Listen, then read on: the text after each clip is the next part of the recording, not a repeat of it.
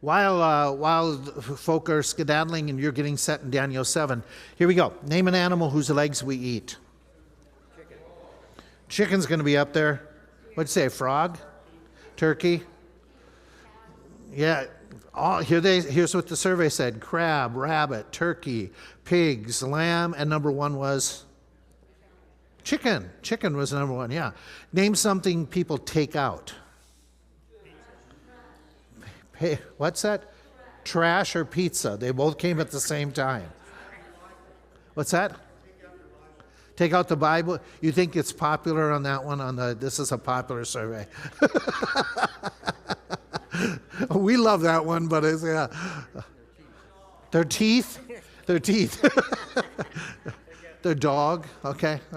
Here's what they said. Life insurance, library, that's library books. Excuse me. I didn't catch that. Take out on a date, their pets, loans, food. Number one was trash. Here we go. Name something people buy when a bad storm is coming. Number one, bread. Number two, toilet paper. Okay. What'd you say? Milk, yeah. A shovel. Gasoline, candles, flashlights, water, batteries, toilet paper, and number one was, it's going to be bread, milk. When Daniel was thrown in the lion's den, some are true, some are false. It was because he had become corrupt and broke the law. It was because his friends framed him with a bad law, or his enemies. He was very upset with his accusers and the king. His king was upset and tried to get him released. Daniel continued to believe and trust in the Lord. Daniel suffered only minor cuts. An angel came and shut the lion's mouth. Which one are true? Well, let's do one at a time. Number one? Okay, he didn't become corrupt. Number two? Okay, that's a yes. Was he upset with his accusers and the king? No. Was the king upset and tried to get him released? Yeah, that's true. Daniel continued to believe and trust in the Lord? Yeah, that's true. He suffered only minor cuts. He suffered major cuts. Absolutely nothing. An angel came and shut the lion's mouth. Yeah. So let's build up on that. Let's go from that story into Daniel 7. But you have to catch something. As you're going through and studying this book, the book changes totally. What we've done so far is we've been giving stories. Now we're going to shift to predictions. And by the way, predictions are weird. Okay, let me give you some weird predictions. King George II of England said this about the American colonies. They have little stomach for revolution. Ha, ha, ha, ha. Here's what happened. Harper's Weekly, writing an article on cars in 1902, said this: the building of roads devoted to cars is not in the near future. Ha, ha, ha, ha. Okay. Head of the French army, when he's talking about planes just before World War II, he said this comment: airplanes are toys, but they have no military value. Okay. Here's another prediction. Captain Smith of the Titanic, he said this: I cannot conceive of any vital disaster happening to this vessel. Modern shipbuilding has gone beyond that. Frank Knox, Secretary of the Navy. Did you catch the date? Okay, what's it close to? He says, whatever happens, the U.S. Navy is never going to be caught napping, okay, in a speech.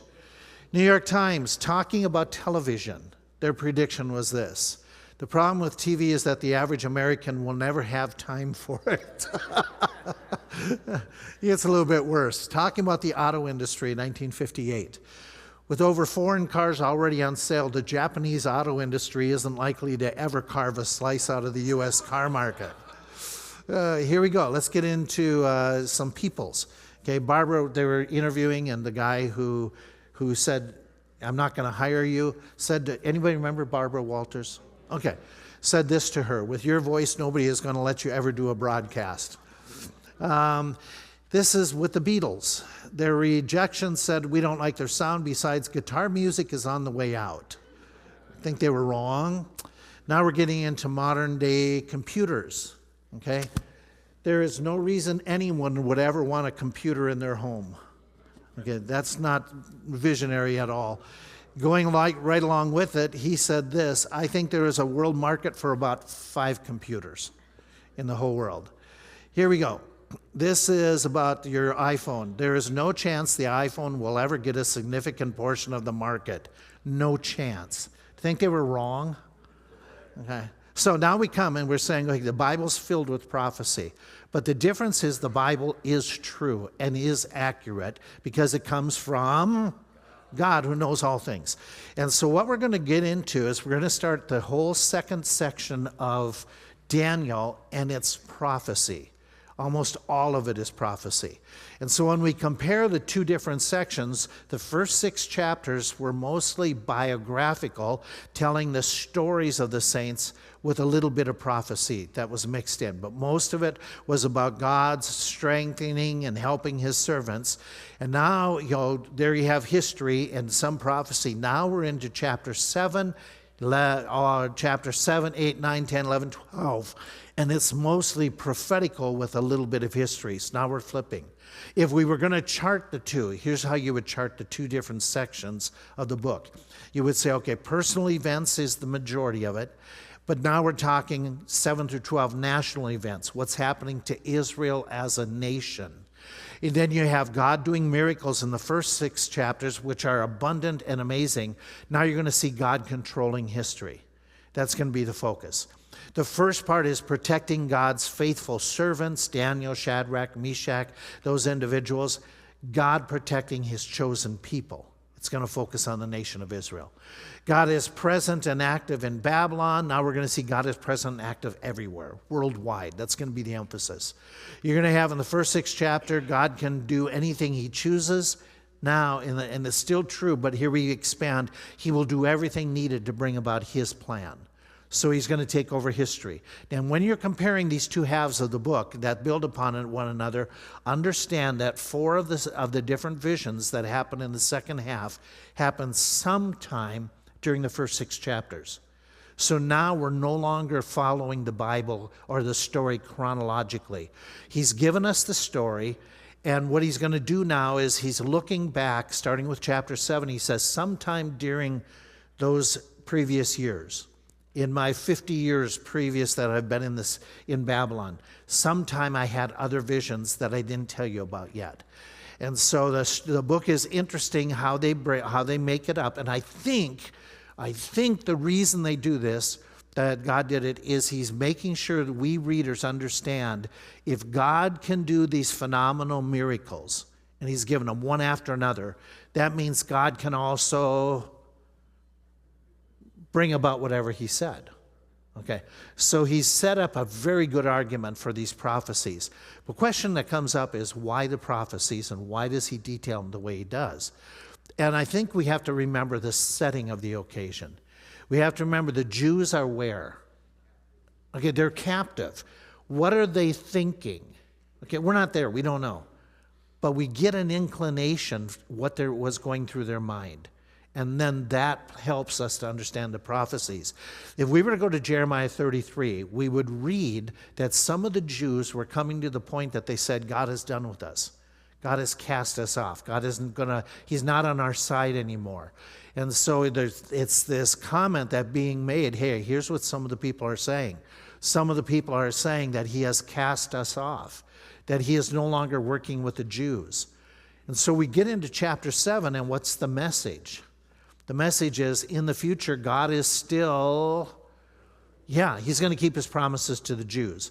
And so what they're saying is not true. And so the second half is telling them that, listen, even though you are in Babylon and things have gone sour, 1, it was your fault. But number 2, God has not abandoned you.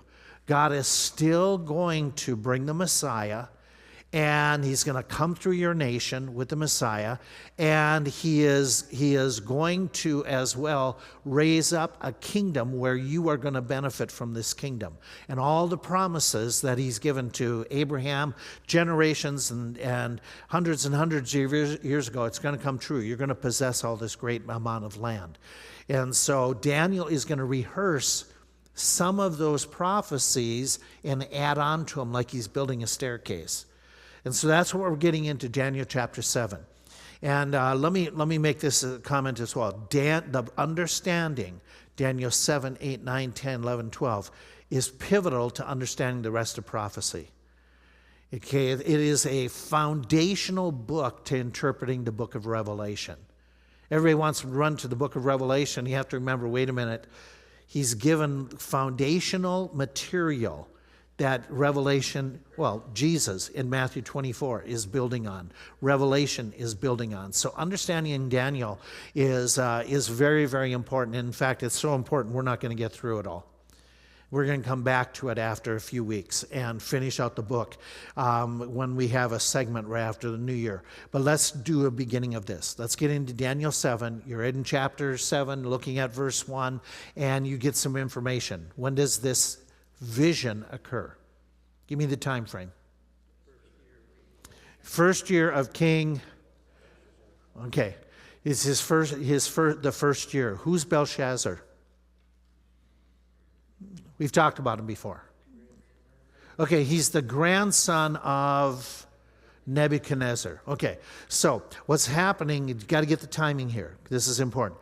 So this makes this around 553. Okay, and Daniel was taken out of Israel around 605. So what does that make Daniel age-wise? Okay. Okay, so we're talking, he's closing in on 70 years of age, somewhere right around there.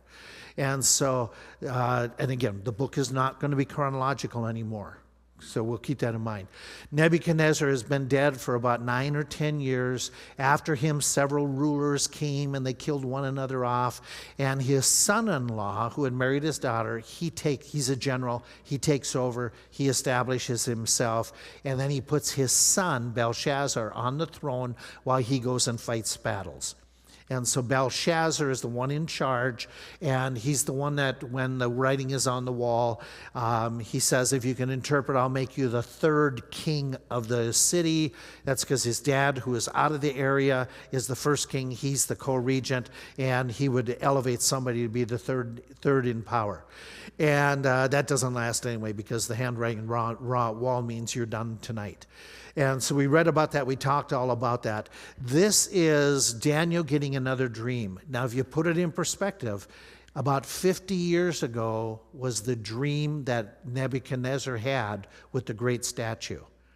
And since then, there's not been a whole lot of prophecy given about the future.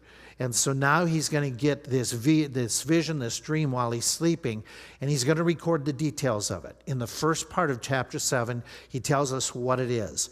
Then what happens is he's responding to this. He doesn't understand it. In fact, let's break it down. Look at verse 15. What was his reaction? Was he excited, enthusiastic? Was he like, hey, I can't wait to tell everybody this is such great news? What do you got?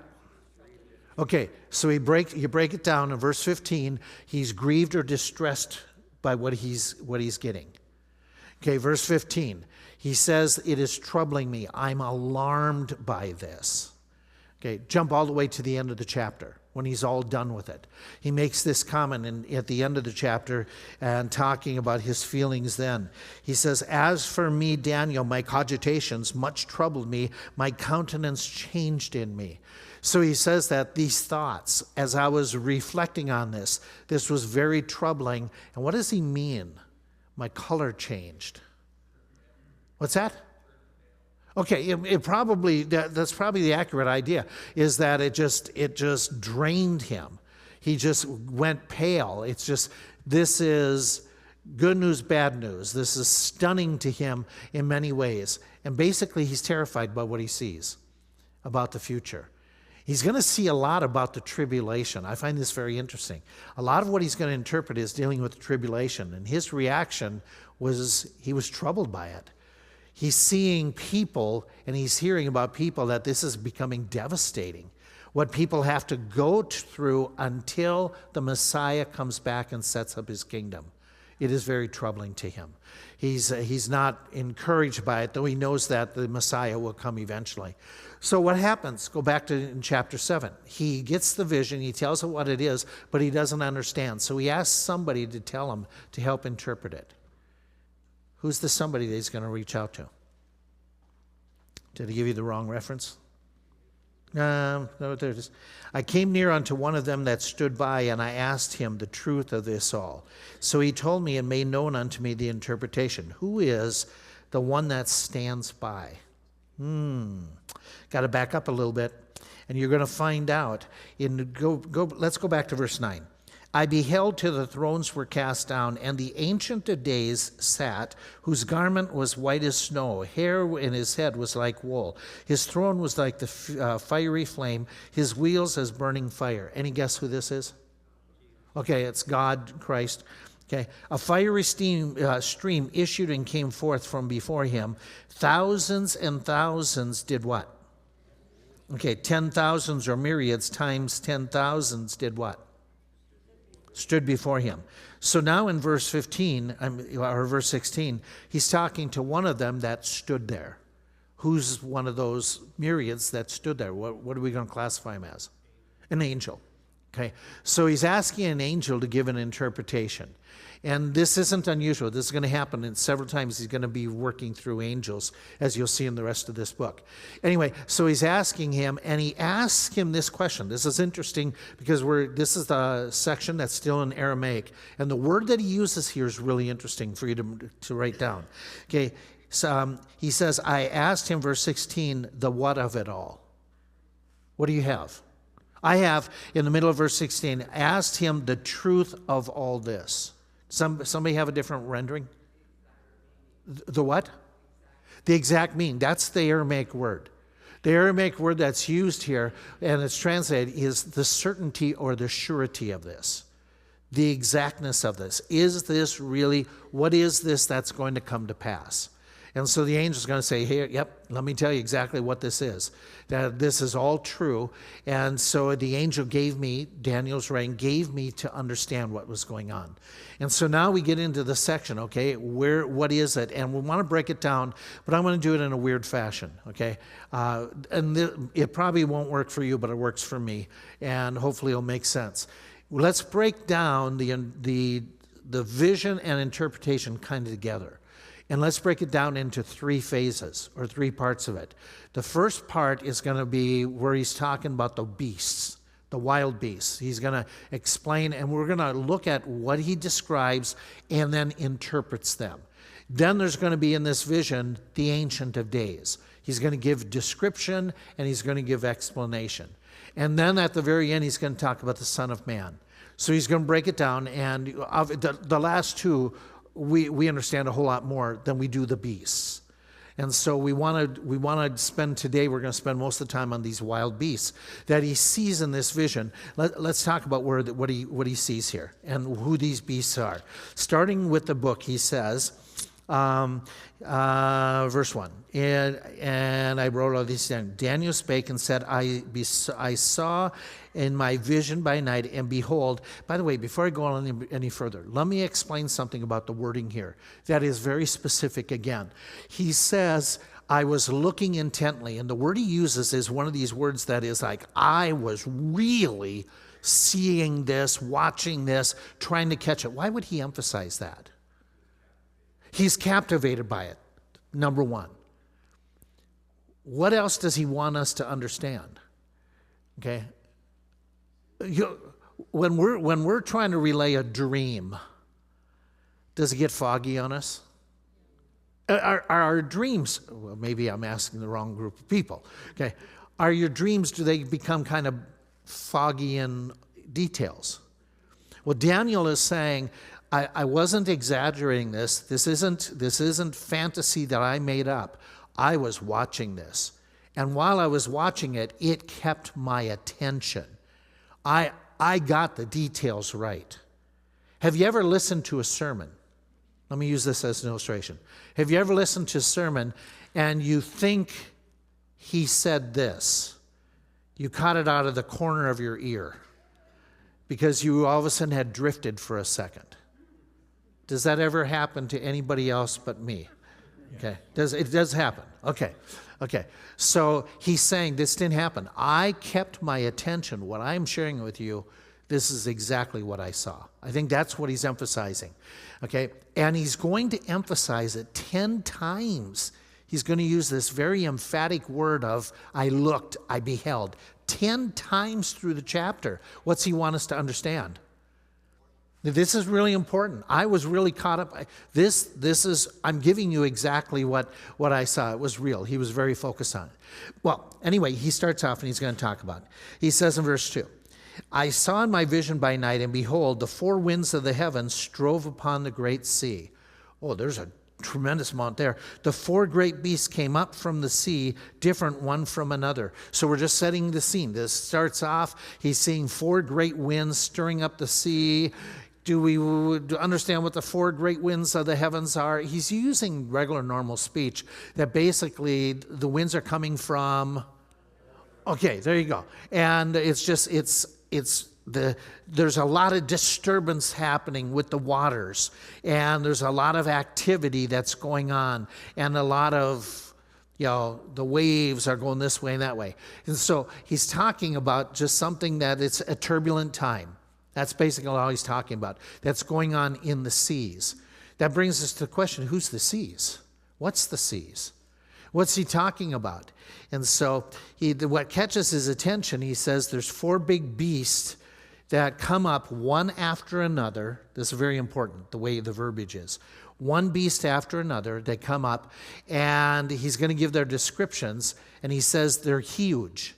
They're monstrosities. They're just immense in their size, but they're all different. They're not the same.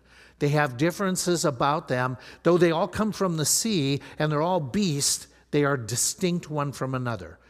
And so he's given us that information, talking about coming from the sea. Now, what's going to help you is you understand, if you do the interpretation or other prophecy, you're going to be able to get this pretty quick. The sea means or represents what? People, okay? We use the sea when we talk about people. The blank of, the sea of humanity. It's that same idea.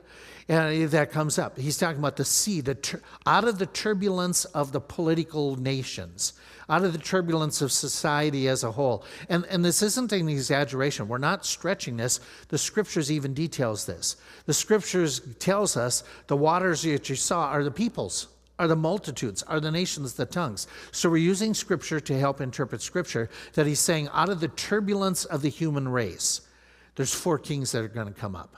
Okay, or four beasts. I've jumped the gun that he's already said. Okay, according to verse 17, if you look, he tells you who the beasts are. What does he have in verse 17, which I already said? The four beasts are, okay, he's going to say they are four different kings. They are four leaders. They are four nations. They're four different empires that are coming up out of the sea, out of the groups of people.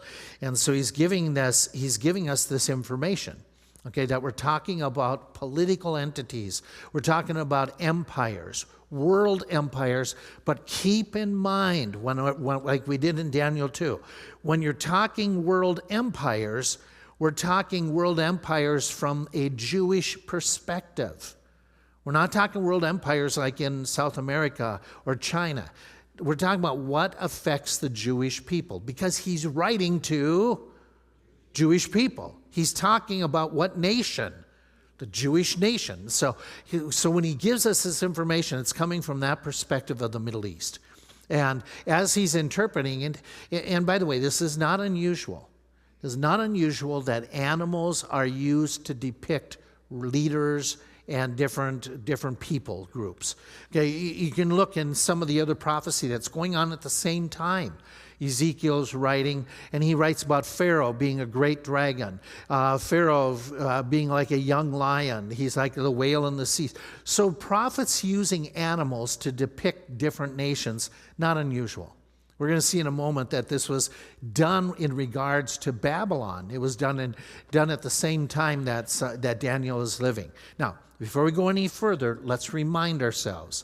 We've already seen a prophecy that Daniel interpreted 50 years earlier.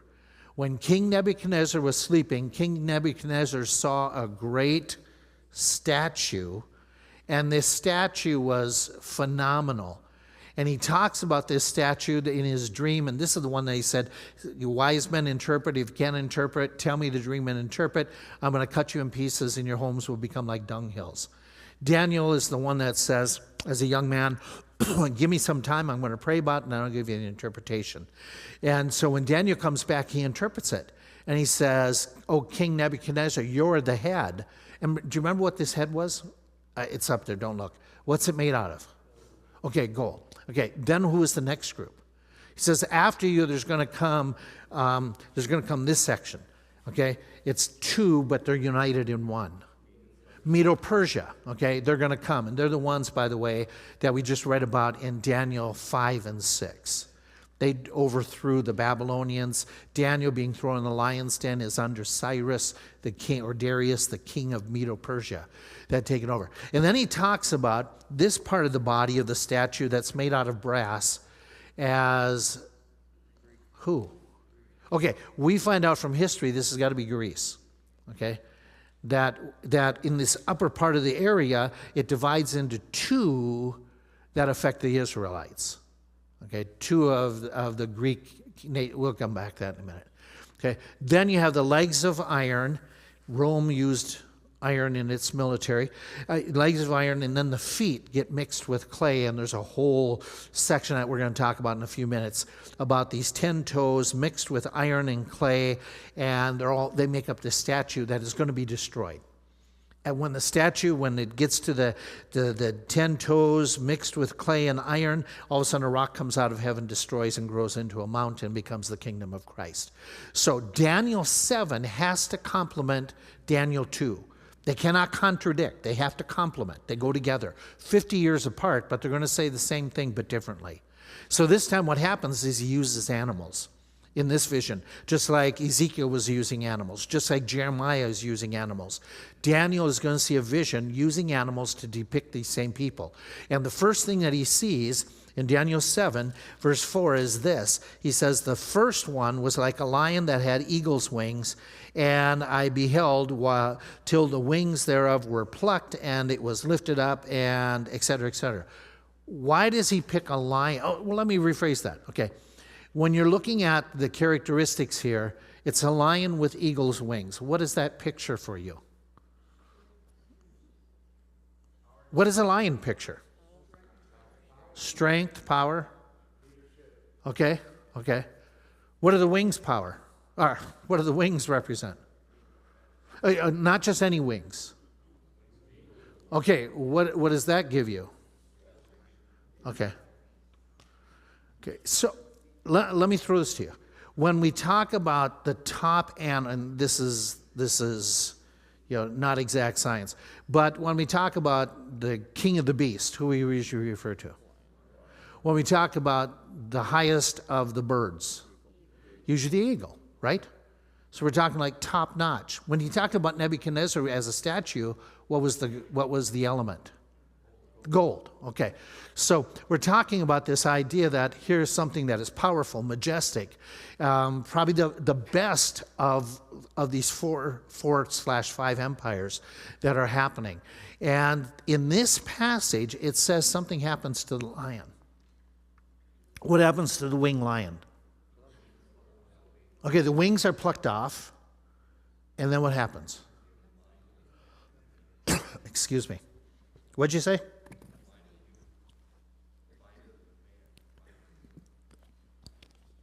Okay, so then this wings are plucked and it still survives, but it says he lifted up from the earth and made stand upon the feet as a man, and the man's heart was given to it.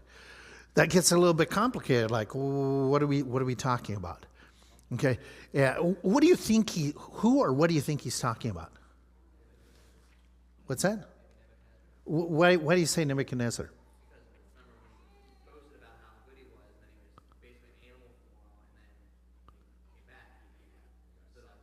Okay.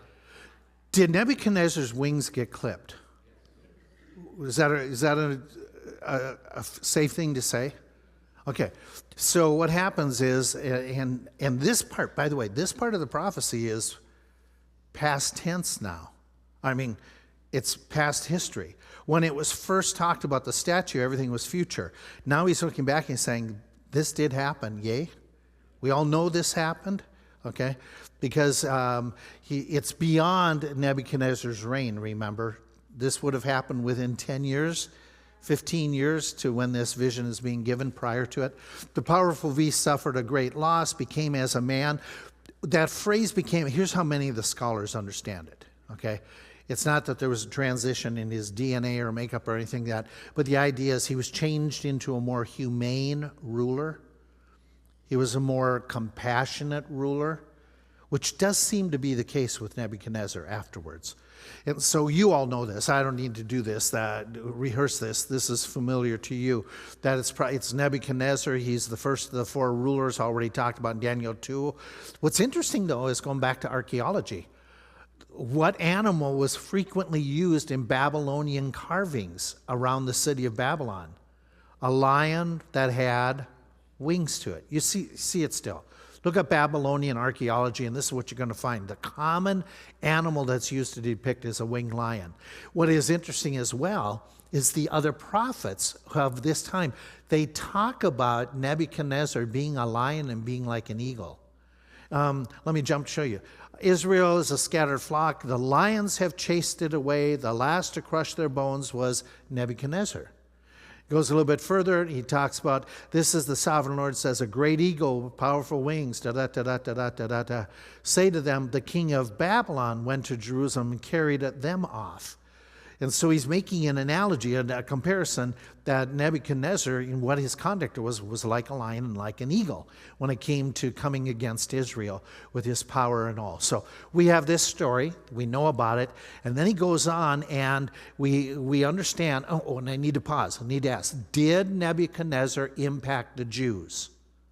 These four kingdoms are talking about impacting the Jews. Did they have impact on the Jewish nation? How so? Okay, he was the one that got them out of the land. God used him to get them out of the land for how many years? 70 years, and it was done for what reason? They didn't observe the Sabbath laws. They missed 70 of them. And so Nebuchadnezzar is used by God to spank the Jewish nation. Which, by the way, up to this point in history, the Jews had still kept dabbling with idolatry. All the way up to this point. When they come back in the land, the one thing that has been purged from them after they come back from Babylon and they come to the time of Christ, they're not doing idolatry like they did in the Old Testament. They've been cured of idolatry because they just saw it all in that pagan land and how bad it was. And so God's using Nebuchadnezzar, and he impacted the Jews in a tremendous, tremendous way. And then he goes to the next one.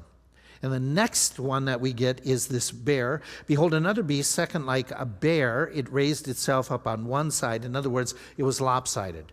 One side was stronger than the other. It walked with a limp. Not exactly sure. Some picture it this way. Some picture it that like animals walk, and usually they counter. It was like 2 feet up, 2 feet up, 2 feet up on the side.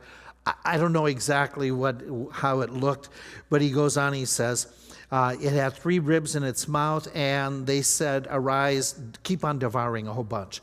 So when we start talking about this, we got to make sure we go back to the statue, the previous prophecy.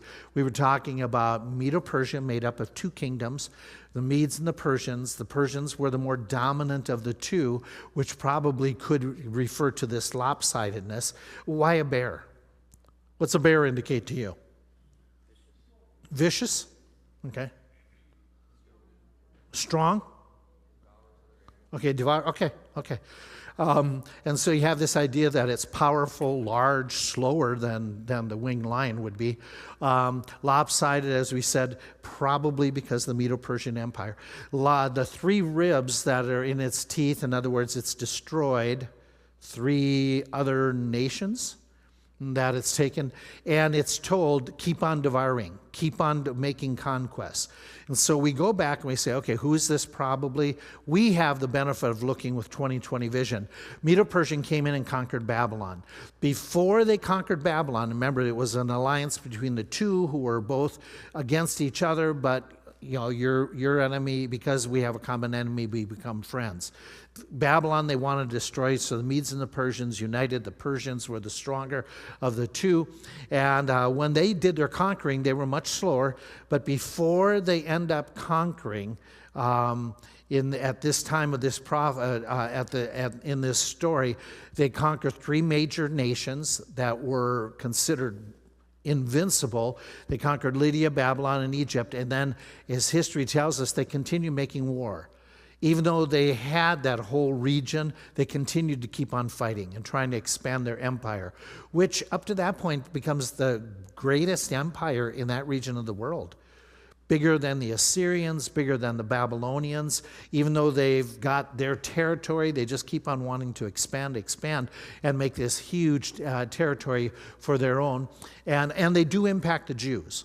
They're the ones who will let the Jews go back into Israel and rebuild and start all afresh. Then after he says, okay, now here we go to the fourth, the next animal. After this I beheld, and lo, a leopard, which had upon the back of it 4 wings of the birds, and the beast had also 4 heads, and dominion was given to it. And so now we come to this creature that is going to compare to the abdomen, okay, of the statue, and of that bronze statue. And we know bronze was the metal that the Greek army used, okay, Alexander the Great. And so we stop and go, okay, if you're taking a leopard and you're taking 4 wings, what's that telling you? What's the chief characteristic? Okay, it's speed. Speed is your chief characteristic. Not only is the leopard fast, and not only do you have wings, but you have how many wings? Okay, so it's emphasizing this speed with this double imagery, and we know from history that this is very depictive of Greece, which we'll come back to in a second. 4 heads indicates that there's going to become 4 leaders involved. 4 rulers are going to be involved as it impacts the Jews. And so we understand that Greece comes along after Medo-Persia. We understand that under Alexander the Great, they conquered much of the world. And they expanded their empire even further than Medo-Persia had. And when they expanded it, this is an amazing thought. If you look at this, they conquered the entire territory in 13 years. That's huge. That's an amazing feat historically. And the problem was that Alexander didn't have any children, legitimate children, and so the kingdom's going to fall apart. Do you remember how they resolved that? They split the empire into, do you want to guess how many parts? 4 heads, 4 parts. Who gets the 4 parts? The 4 different generals, his major generals. And then they split the kingdom this way into 4 different parts.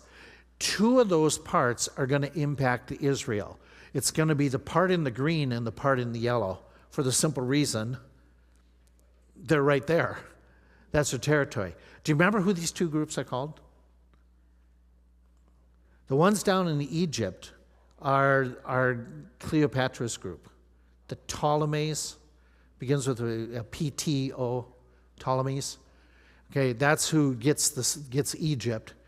And the other in the yellow, the Seleucids, they're called. That's where Antiochus Epiphanes and different people come in out of that. And so those 2 people groups greatly impact the Jewish nation. So he's giving us an overall picture that's going to be divided into 4. The previous story, vision told us 2 of them are going to really impact the Jews. Okay, the Ptolemies and the Seleucids.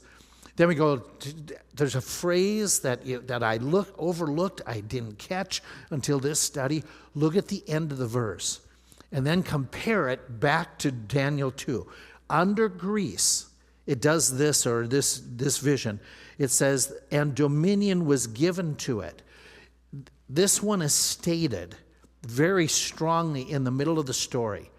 And it does the same thing in Daniel 2, where it reads this way. When it gives this picture of Greece, it says, it shall bear rule over all the earth.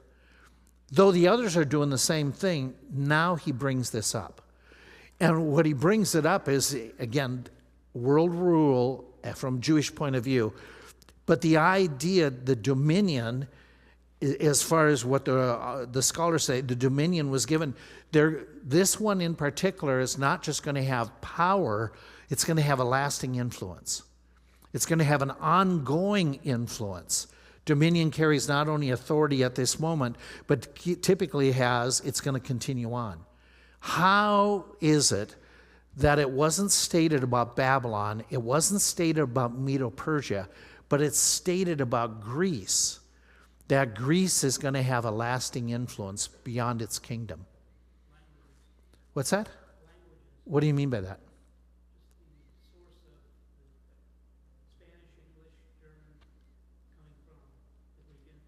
Okay. What do we call that in history? It's not the Romance, it's more of the Romish. Okay. What do we call the Greek influence that where they conquered? When Greece conquered, Alexander the Great had a habit, Napoleon did the same thing. They had a habit of rewriting constitutions and the laws for the different kingdoms that they conquered. And both of them, Napoleon and Alexander, they wrote up these new laws, that basically they fell apart in short order. But they planted seeds, okay? And those seeds grew. And we call that growing movement or impact in history that we say the Greeks had a lasting influence. It's called, begins with an H, E-L, Hellenization. Okay, if you study history, it's called Hellenization, where the Greeks had an influence. They had an influence politically. They spread the idea of quote-unquote democracy. Okay, they had an influence language-wise. Okay, as Bob mentioned, does Greek influence the Greek language? Did it influence the Jews?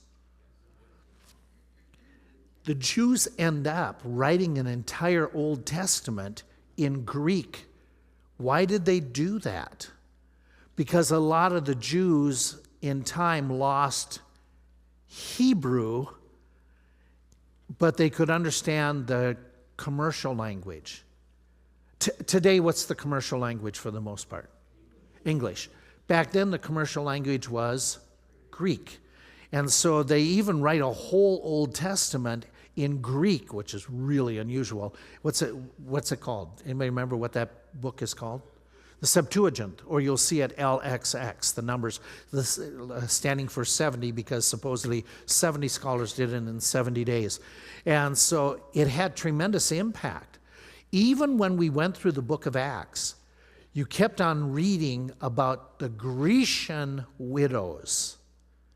You read about the what was the phrase? We talked about it. Describing different Jewish people. Oh, this is what I get for going off target here. Yeah, there was a term used in the book of Acts. Hellenist shows up a couple times, yes. But there was another one. I forget. I'll go back in my notes and kick myself for forgetting it. But my point is, the dominion of the Greek Empire, though it fell apart, its influence continued for extended generations, and even into the New Testament. Think about it. The Greek language had tremendous impact on our Bible in the spread of the gospel, because Paul could go anywhere where he was preaching and preach in Greek, and who could understand him? Basically everybody. And so what is our New Testament originally written in? Why? It was the common language. It was tremendous in spreading the gospel. Anyway, here's his point. The idea, dominion or influence, impact was given. What does that tell you? It's a God thing. They didn't do it themselves. Okay? Their influence was given by God, and the point is this: they didn't take control. They didn't get this influence. Even God, or even a pagan nation, a pagan educational system, a pagan philosophy was allowed to propagate under God's control to bring about God's plan. So God can use anybody, yay? Okay, and he can bring about events. Can God even use an unsaved Congress? You're not even sure about that. Okay. Can God use unsaved politicians to bring us towards? Towards end times, yeah, okay. So this goes back to what, remember Nebuchadnezzar was going to stay stupid. He was going to stay in his animal mode until he said, until I admitted the Most High rules in the kingdom of men and gives it to whomsoever he will. So who's in control of history? That's the point of this text. Who's in control? Okay, so when we study history, we should study his story. That's history, right? History is his story, what he's doing. And so he just reminds us about that right before he jumps into telling us about the area, the time period we're living in. Okay, he's telling us about the strongest, most longest lasting, influential kingdom is going to be this fourth kingdom that morphs into a fifth. And he says, after this I saw in the night visions, and behold, a fourth beast, terrible, a dreadful, terrible, strong exceedingly. It had great iron. And again, before he gets into this ugly monster, he has just said who's in control. God is in control, even though this ugly monster comes. It's a wild beast let loose, and it's going to ravage the world, but who's still in control? Who's on the throne? God is. Okay. And so keep that in mind, that this is his timing of saying that phrase was huge. And the great iron teeth, it devoured, it brake in pieces, stamped the residue with the feet. It was different from all the beasts that were before it, and it had 10 horns. I considered the horns, and behold, there came up among them a little horn, before whom there were 3 of the first horns plucked up by the roots. And behold, in this horn were eyes like the eyes of a man, and a mouth speaking great things. And he gives us some of the interpretation where he jumps over verse 19. I would you to know, the angel speaking, the truth of the fourth beast, which was different from all the others, exceeding dreadful. Teeth were like iron, nails of brass. It devoured, brake in pieces, stamped the residue with his feet. And of the 10 horns that were in his head, of the other which came up, the little horn, and before whom 3 fell, even of that little horn that had eyes and a mouth that spake very great things, whose look was more stout than his fellows, I beheld in that same horn, little horn, made war with the saints and prevailed against them until the Ancient of Days came and judgment was given to the saints of the Most High. And the time came that the saints possessed the kingdom. And the fourth beast, God said, shall be the fourth kingdom upon the earth, different, and shall devour the whole earth, shall tread it down, break it in pieces. And the 10 horns out of the kingdom are what? 10 kings that shall arise, and another shall arise after them. He's going to be different from the first, and he's going to subdue 3 kings, and he shall speak great words against the Most High, and shall do what to the saints? Wear out the saints of the Most High, and think to do what? Change the times and the laws, and they shall be given into his hands until how long? A time, times, and a half a time. 3.5 years. But the judgment shall sit, and they shall take away his dominion to consume and destroy it unto the end, etc., etc., etc. Okay, so you got to take all that as we're studying it and saying, okay, we're talking about the meanest of the beast. Okay, and we go and it says this one now, and this is true in the prophecy, it gets the most press. It's the one that is, there's no animal that can describe this thing. Daniel is terrified by its ugliness, by its viciousness. This is one of those monsters that you see in your dream and you wake up and you hope it's not under your bed. Okay, this is what he's talking about. The animal now has to parallel the previous prophecies. I'm going to get into this and then we're going to have to stop. The previous prophecies have talked about, and let's remind ourselves, Daniel said that fourth beast were the legs made out of what? Okay, they're made out of iron. Which nation is that? Okay, Rome had, okay. And then it gets down to the feet that are mixed with iron. And if we keep on thinking back there, it says that it's divided, and when it's mixed with clay, back in Daniel 2, partly strong and partly fragile. The feet, the toes. And he emphasizes partly strong, partly fragile. In other words, it has strength, but there isn't a union. There isn't going to be a cohesiveness that's going to keep it together. And then back in Daniel, they shall mingle themselves with the seed of men, but they will not cleave together, even as iron does not mix with clay. So these toes, this iron nation, is going to bring in all other kinds of people groups, and they're going to try to intermix. They're going to try to commingle. They're going to try to bring it into its family, but the reality is it's not going to become a family. It's going to be together, but it's not going to be together. It's going to devolve into many nations and the people, not a permanent bonding. So what's going to happen to this kingdom is it's going to fall from weakness, from the inside out. Okay, as his depiction. And he says, and then those latter days right after that kingdom, there's that stone that comes from heaven that is going to destroy it. So now we come to this beast. Let's start on it for just 2 minutes. Okay, the beast that comes out of the sea, it has features, okay, that are similar. If you go to Revelation 13, you're going to see a depiction of a beast that comes from the sea, a similar passage. And in Revelation 13, it says this beast had something like a leopard, something a part of the bear, something like the mouth of a lion. In other words, is it similar to previous kingdoms?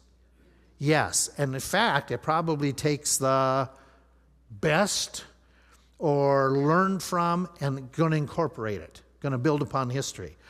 And so it has these qualities, this beast in the book of Revelation. But in chapter 7, just starting with look at verse 7 and 8, tell me the characteristics that are highlighted in verses 7 and 8 of this beast. What stands out?